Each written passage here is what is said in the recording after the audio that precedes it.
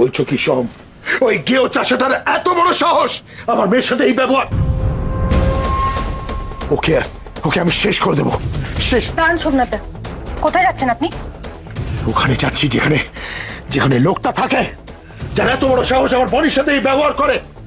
ওর বেঁচে থাকার কোনো কোনো অধিকার নেই। ওকে আমি শেষ করবো, আজ শেষ করবো আমি। এক মিনিট সোমনাথ দা, এক মিনিট, একটু মাথা ঠান্ডা করুন। দেখুন, ব্যাপারটা এমনিতেই সেন্সিটিভ হয়ে রয়েছে, আর তাছাড়া বনির মান সম্মান এর সঙ্গে জড়িত।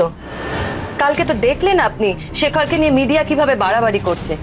এর মধ্যে যদি জানতে পারে যে বনি কালকে রাত্রে, এরপর তো আমরা সোসাইটিতে মুখ দেখাতে পারবো না সোমনাথ দা। তাই বলে আমি কি করবো বৌদি, কি করব?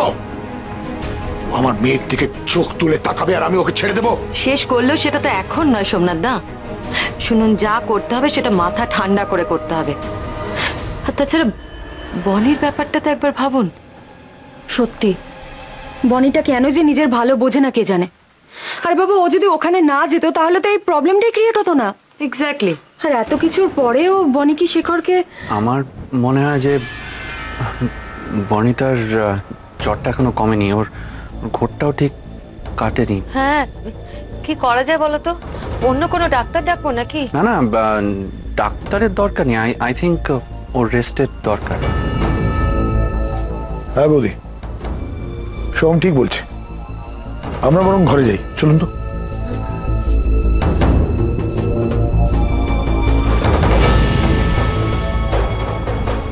সোম, তুমি একটু একটু বনির কাছে থেকে।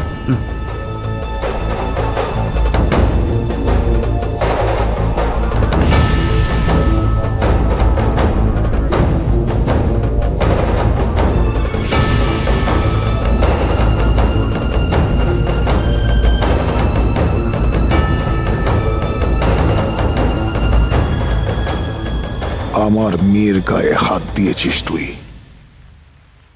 তোকে আমি ছাড়বো না গেও চাষা, ছাড়বো না।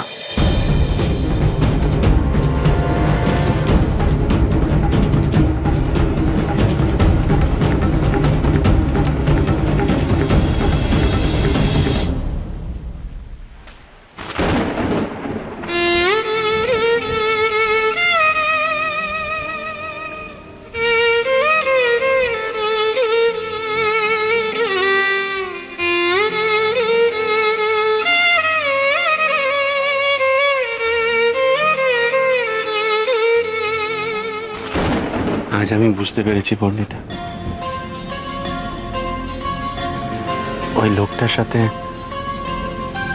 তোমাকে শেয়ার করা আর আমার পক্ষে সম্ভব নয়।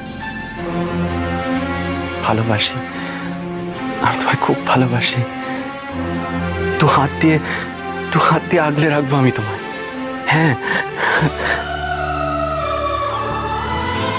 তারপর দেখবো তোমাকে আমার কাছ থেকে কি করে কেড়ে নেয়, দেখবো কি করে কেড়ে নেয়। যদি ভালো হয়ে না পারি তাহলে তোমাকে পাওয়ার জন্য আমি খারাপ হতেও দুবার ভাববো না, বলে দিলাম। আমি যে তোমাকে ছাড়া বাঁচতে পারবো না। আমি সত্যি বাঁচতে পারবো না বর্ণিতা। আমার তোমাকে চাই বর্ণিতা,